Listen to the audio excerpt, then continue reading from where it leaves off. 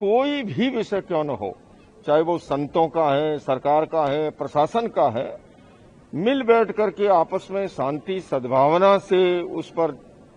चर्चा होकर सुलझाया जाए। जो राजनीति करने वाले हैं उन्होंने इस विषय को ऐसा उलझा दिया जो दो साधुओं को आपस में सनातन की परंपराओं को भिड़ा दिया है। दिल्ली के राजधानी के भारत मंडपम में मानस सनातन धर्म कथा चल रही है, राम कथा चल रही है और वो सबको जोड़ने का प्रयास कर रही है। अभी आपने जैसा प्रश्न किया कि प्रयागराज में, तो मैं तो छोटा सा बालक हूं, मैं महान शंकराचार्य जी को, जगतगुरु जी को, महामंडलेश्वर जी को मैं कोई सलाह नहीं दे सकता, पर मैं हाँ उन सब श्री चरणों में ये निवेदन जरूर कर सकता हूं कि कोई भी विषय क्यों न हो, चाहे वो संतों का है, सरकार का है, प्रशासन का है,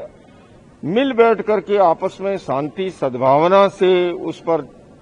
चर्चा होकर सुलझाया जाए, वो ज्यादा श्रेयस्कर है। नहीं तो क्या है कि आजकल संचार क्रांति का जमाना है, मीडिया के माध्यम से बातें जाती है, कुछ लोग चार बातें मिला के करते हैं और ऐसे के अंदर हमारी जो युवा पीढ़ी है, हमारे जो बच्चे हैं, उनमें मैसेज ठीक नहीं जाता है। तो मैं तो केवल सभी श्री चरणों में निवेदन ही कर सकता हूं कि इस संदर्भ में मेरी अपील है, विनम्र अपील है कि धर्म के तमाम क्षेत्र के जो अग्रगण्य लोग हैं, प्रशासन के लोग हैं, सरकार के लोग हैं, मिल बैठ करके बंद कमरे में इस पर कोई भी विषय उत्पन्न भी हुआ है तो कोई ऐसी बात नहीं हो सकती कि संवाद के द्वारा, वार्ता के द्वारा शांति और प्रेम से नहीं सुलझाई है। जब हम एक तरफ बात कर रहे हैं कि दुनिया में जो युद्ध है उसको हम संवाद से सुलझाएंगे, दुनिया में जो संघर्ष है संवाद से सुलझाएंगे, हम ये कह रहे हैं कि भारत लीड करेगा विश्व शांति की दिशा में, और अगर हमारे यहीं पर जिन्हें लीड करना है वहीं पर आसपास में अगर ऐसा देखने को मिलेगा तो वो ज्यादा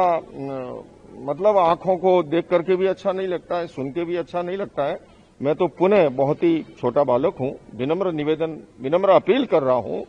कि कोई भी विषय हो